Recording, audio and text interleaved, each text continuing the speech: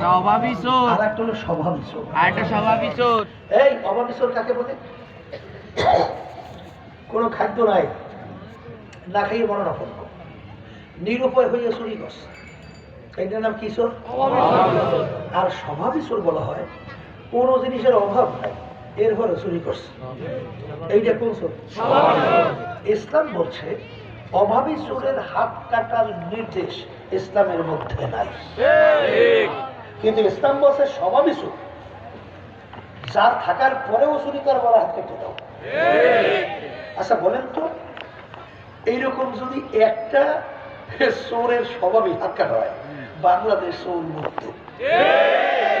কথা বলছেন? বাংলাদেশে চোরে চোরে ভরে গেছে, আসতে কয়টি কি ভরে নাই? টিআইবি একটা সংস্থা 100 এমপি মন্ত্রীদের নিয়ে একটা তদন্ত করছে, 100 এমপি মন্ত্রী, তার ভিতরে তারা ফল প্রকাশ করছে 100 এমপি মন্ত্রীদের মধ্যে তারা পাইছে তদন্ত করার পরে 97 জনের মতো চোর, দুর্নীতিগ্রস্ত। এখন অনেকে বলতে পারে হুজুর 3 জন তো ভালো আছে, 3 জনও বলে চোর, একটু কম চোর, 100-র মধ্যে 100 জনই চোর। কথা ঠিক না ভাই? আচ্ছা, আমাদের বাংলাদেশের জনগণ কত কষ্ট করে টাকা উপার্জন করে, এই টাকা ভ্যাট ট্যাক্সের মাধ্যমে সরকারি ফান্ডে জমা হয় না? ওরা ক্ষমতার চেয়ারে বসে এই টাকা টুন কইরা বিদেশে, কানাডা, বিভিন্ন জায়গায় বেগম পাড়া তৈরি করে। এই কথা ঠিকই না? এই 53 বছর স্বাধীনতায় এদের পরিচালনায় এই দেশটা একবার দুইবার নয়, এত সুন্দর একটা দেশ বাংলাদেশ। আপনার বিদেশে গেলে দেখবেন এত সুন্দর পরিবেশের দেশ খুব কম আছে। কথা ঠিক না? এদের পরিচালনায় এই দেশটা তাম দুনিয়ার মধ্যে একবার দুইবার নয় 5 বার চোরের দিক থেকে ফার্স্ট হয়েছে।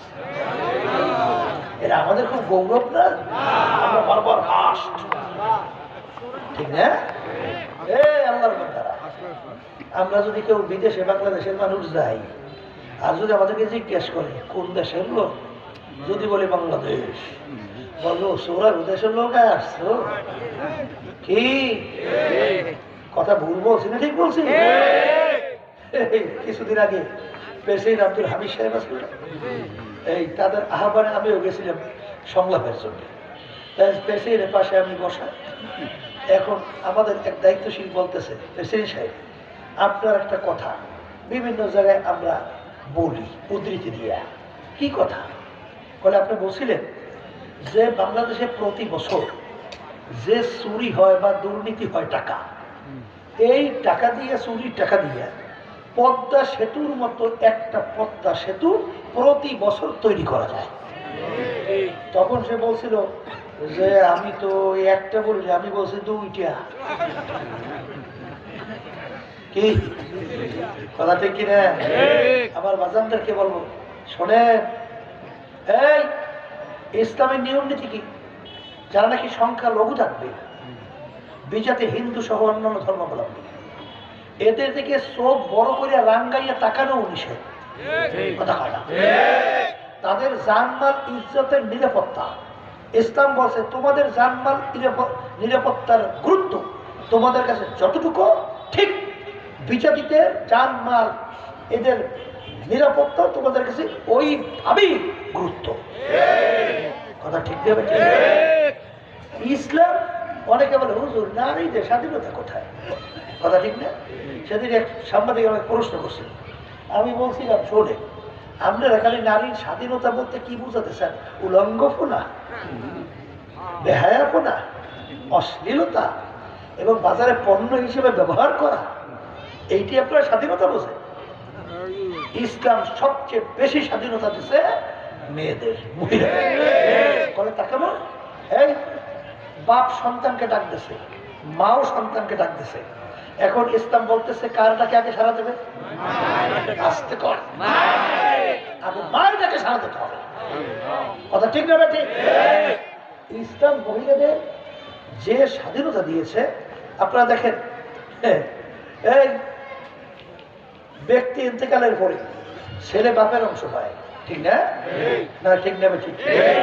কিন্তু মহিলারা স্বামীর অংশও পায়, বাপের অংশও পায়, আরো অংশ পায়। কি এই কথা ভুল নাকি? দেখেন কায়দাটা কি। এবার ইসলামের ব্যাপারে আপনারা দেখবেন যে মহিলাদের ব্যাপারে যে স্বাধীনতার নিশ্চয়তা গ্যারান্টি অন্য কোন নীতি আদর্শের মাধ্যমে আছে? আছে আছে। বরঞ্চ আপনি দেখবেন যে আল্লাহ রাসূল সাল্লাল্লাহু আলাইহি ওয়াসাল্লাম মহিলাদের ব্যাপারে কিভাবে ব্যবহার করতে বলছেন। এক শ্রেণী আমার বাজানরা আছে মহিলাদের সঙ্গে এত খারাপ ব্যবহার করে, আমি অনেক সময় বলি তোমার সে জালেম দ্বিতীয় দুনিয়াতে নাই। বলে তাকে একটা আমার মা আমার বোন তার বাপ মা ফালাইয়া স্বামীর ঘরে আসছে, তার বাপ মা সব ফালাইয়া তোমার চেহারার দিকে তাকাই থাকবে। তুমি যদি তার সঙ্গে খারাপ ব্যবহার করতে থাকো তখন সে কার চেহারার দিকে তাকাই থাকে? ঠিক কিনা? স্বামী স্ত্রীর সম্পর্কের ব্যাপারে দেখেন হাদিসের ভিতরে কি বলছে। আল্লাহ রাসূল সাল্লাল্লাহু আলাইহি ওয়াসাল্লাম বলেন কিয়ামতের ময়দানে আল্লাহ রাব্বুল আলামিন স্বামীকে জিজ্ঞাসা করতে তোমার স্ত্রী কেমন ছিল, যদি ভালো সার্টিফিকেট দেয়। আর স্ত্রীকে যদি জিজ্ঞেস করে তোমার স্বামী কেমন ছিল, যদি ভালো সার্টিফিকেট দেয়, তখন তার গুনার কোনো অভাব নাই। আল্লাহ রাব্বুল আলামিন বলবেন এই তোদের এই গুনাহ আছে না? বলে মালিক আছে তো, যা তোদের মিলের কারণে সব মা যা বেহেশতে যাবে। কথা ঠিক হবে। এই জন্য আমার ভাইদেরকে বলবো পর্দায় মা বোনরা যারা শুনতেছেন, যেই কথাগুলো আমি বলতে চাইছিলাম যে আসলে ইসলাম আসছে দুনিয়াতে মানুষের শান্তি, সমস্ত মাখলুকাতের শান্তির দূত হিসাবে। কথা বলেন না কেন? অনার্থ একটা গাছের পাতা ছেঁড়া পর্যন্ত ইসলামে নিষেধ। এক বিজাতি মুসলমানদেরকে টিকা মেরে বলতেছিল যে তোমার নবী বলে বিশ্ব নবী।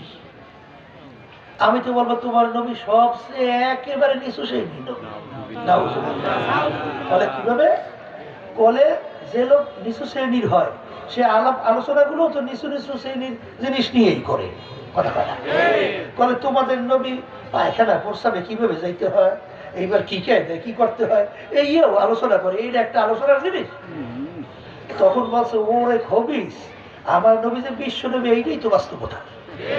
বলে তাকে বল বলে যে ছোট থেকে ছোট আর রাষ্ট্রীয় পর্যায়ে আন্তর্জাতিক পর্যায়ে সব জায়গায় কিভাবে মানুষ চলতে হবে একটা সিদ্ধান্ত দেয়, সেই হলো বিশ্ব নবী। রাষ্ট্র কিভাবে পরিচালনা করতে হবে এটা আমার নবী একটা দিক নির্দেশনা দিচ্ছে কি দেয় নাই? ব্যক্তি থেকে শুরু করে সর্বত্র একটা দিক নির্দেশনা আসে না নাই?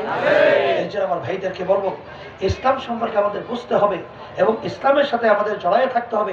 দুনিয়াতেও শান্তি, আখেরাতেও মুক্তি। কথা কয় না? ভুল বলছি? হ্যাঁ। এই জন্য আমি যে কথা বলতে চাইছিলাম, মনে করছিলাম আমরা হুজুররা কিছু বুঝের জন্য মাহফিল বলছিলাম না, এই বুঝের জন্য মাহফিল হিসেবে বলতেছিলাম। বুঝ এমন একটা জিনিস, ওমর ফারুক রাদিয়াল্লাহু তাআলা আনহু তিনি প্রথম অবস্থায় কাফেরদের অন্তর্ভুক্ত ছিল না? কাফেরদের মিটিং হয়েছিল, আল্লাহ রাসূল সাল্লাল্লাহু আলাইহি ওয়াসাল্লামের মাথা মুবারক কে কাইটা নিয়ে আসতে পারবে, বিনিময়ে তাকে 100টা লাল উট পুরস্কার দেওয়া হবে। কেউ সাহস পায় না। নাউযুবিল্লাহ। ওমর ফারুক রাদিয়াল্লাহু তাআলা আনহু খাপ থেকে তরবারি বের করে দাঁড়ায় গেছিল, আমি পারবো। লোকেরা দেখলো কাফেরের দল যে ব্যক্তি দাঁড় হয়েছে পারবেও। কাফেররা অপেক্ষা করতেছে আল্লাহ রাসূল সাল্লাল্লাহু আলাইহি ওয়াসাল্লাম মাথা মুবারক কাইটা নিয়ে আসবে। পথের মধ্যে কি ঘটনা হয়েছে আমরা অনেকেই জানি। অল্প সময়ের ব্যবধানে আল্লাহ রাব্বুল আলামিন এমন বুঝ তাকে দান করছিল, ওই তরবারি নিয়ে সর্বপ্রথম আল্লাহ রাসূল সাল্লাল্লাহু আলাইহি ওয়াসাল্লাম সহ রাজপথে ইসলামের পক্ষে নারায়ে তাকবীর আল্লাহু আকবার স্লোগান দিয়ে নামছে। কথা ঠিক না ভাই? ঠিক। এই বুঝটা কি বাহ্যিক না ভিতরগত? আসতে বলেন। বলে হুজুর তা কেন? একটু আগে যখন আল্লাহর হাবিবকে কতল করার জন্য রওনা করছিল তখন ওমর ফারুক রাদিয়াল্লাহু তাআলা আনহু তার চক্ষু ছিল দুইটা, আর এখন মুসলমানদের পক্ষে যখন নামছে বুঝ পরিবর্তনের পরে এখন চক্ষু চারটে আর দুইটাই আছে। চারটে হয়েছে না? হাত আগে দুইটা ছিল, এখন কি চারটে আর দুইটাই আছে? পায়ের দিক থেকে অন্য অঙ্গ প্রত্যঙ্গ, তাহলে কি পরিবর্তন হইল? বলে একটা জায়গায় পরিবর্তন হয়েছে, ওই জায়গাটার নামই হলো কলম। বলে এই জায়গার নাম কি? কলম যখন ভালো হয় তখন ওই মানুষটা অনার্থক একটা পিঁপড়া পর্যন্ত মারে না। আর কলম যখন খারাপ হয় তখন আশরাফুল মাখলুকাত মানুষগুলোকে এই নির্দোষভাবে গুলি করে পাখির মতো হত্যা করে রাস্তায় লুটাইতেও চিন্তা করে না, আয়নাঘর বানাইতেও চিন্তা করে না, রাস্তার ভিতরে নামলে গুম করতেও চিন্তা করে না, ঘরের ভিতরে থাকলে খুন করতেও চিন্তা করে না, হাজার হাজার লক্ষ লক্ষ পরিবারকে ধ্বংস করিয়ে দেওয়ার জন্য ছেলের ভিতরে আটকে রেখা সংসার ধ্বংস করতেও চিন্তা করে না। বলে কথা ঠিক না বেটি? খারাপ হওয়ার কারণ কি? খারাপ হওয়ার কারণ আসতে বলে কি খারাপ?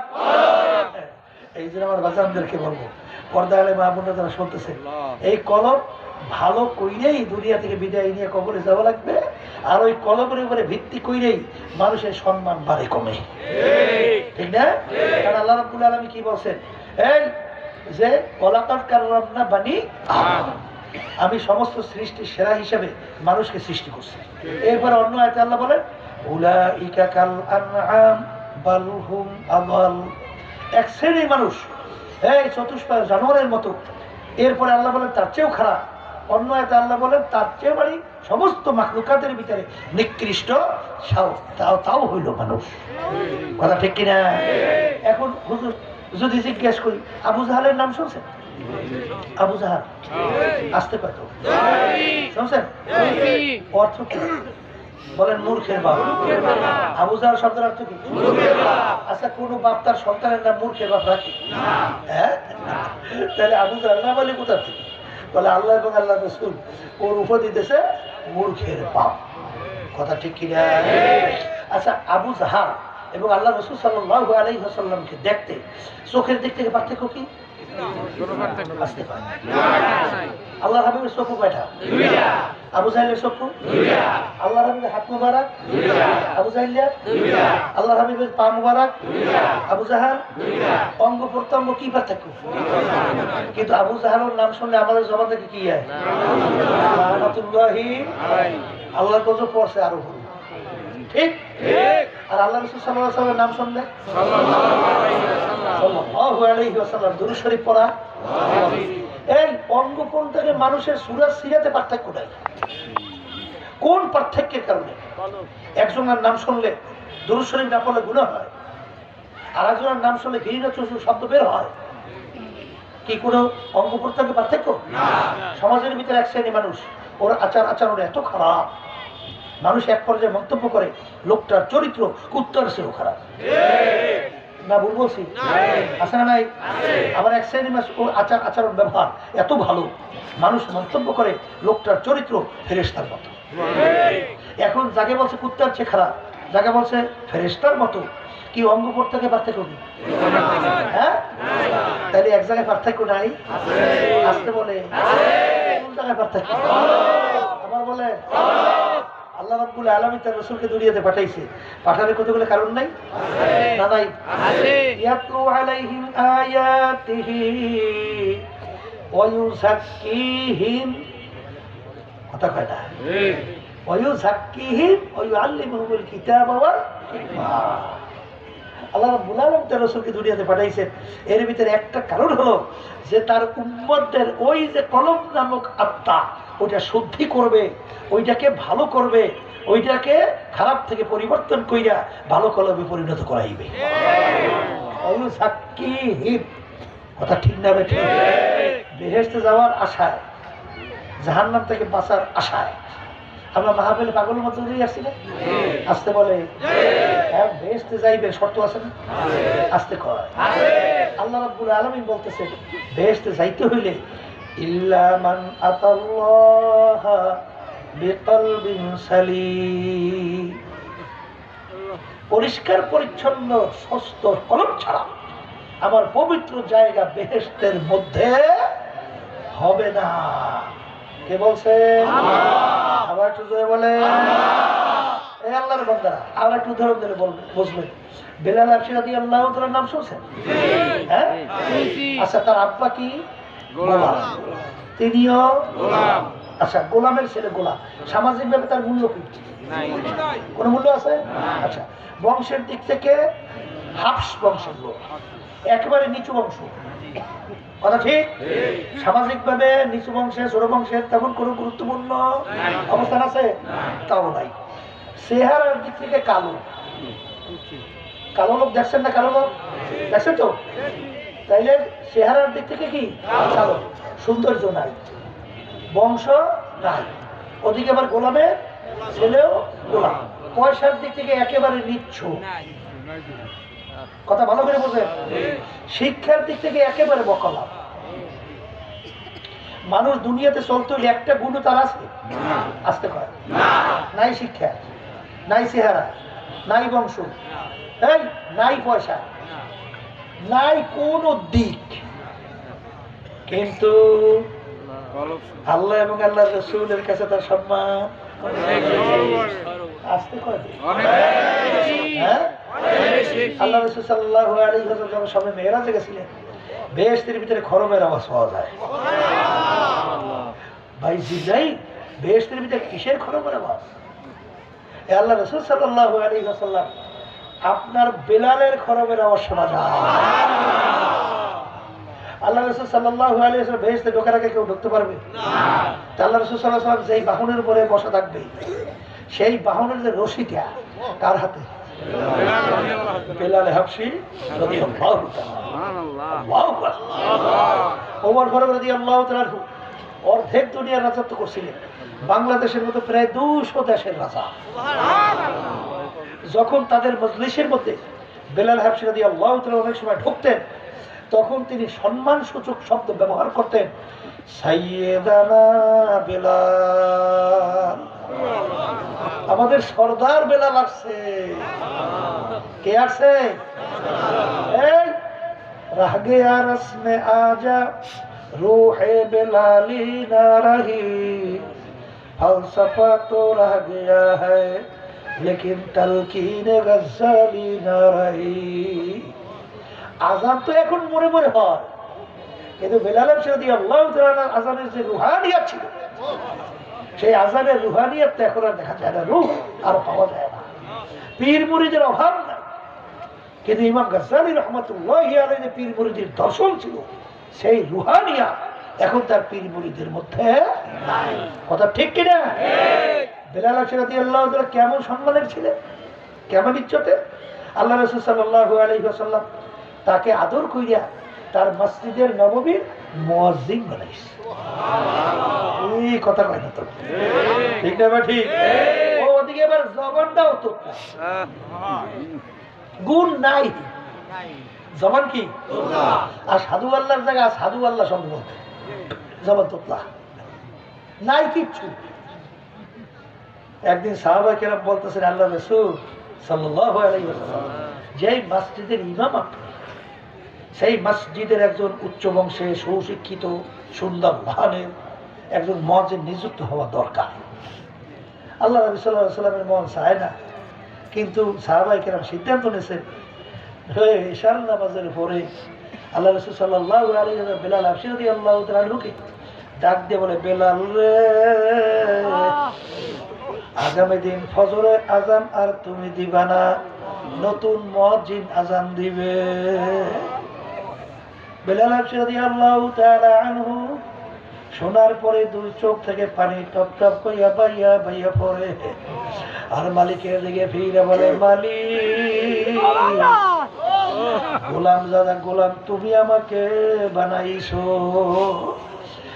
মালিক বংশ নিচু তাও তুমি আমাকে বানাইছো, শিক্ষার দিক থেকে বকালাম তাও তুমি আমাকে বানাইলা, পয়সার দিক থেকে নিঃস্ব তাও তুমি আমাকে বানাইছো, চেহারা কালো তাও করলা তুমি, জবান তোতলা তাও দিলা তুমি, সব করলা তুমি, আর তোমার হাবিবের মসজিদের মুয়াজ্জিনের বরকত থেকে মাহরুম হইলাম আমি।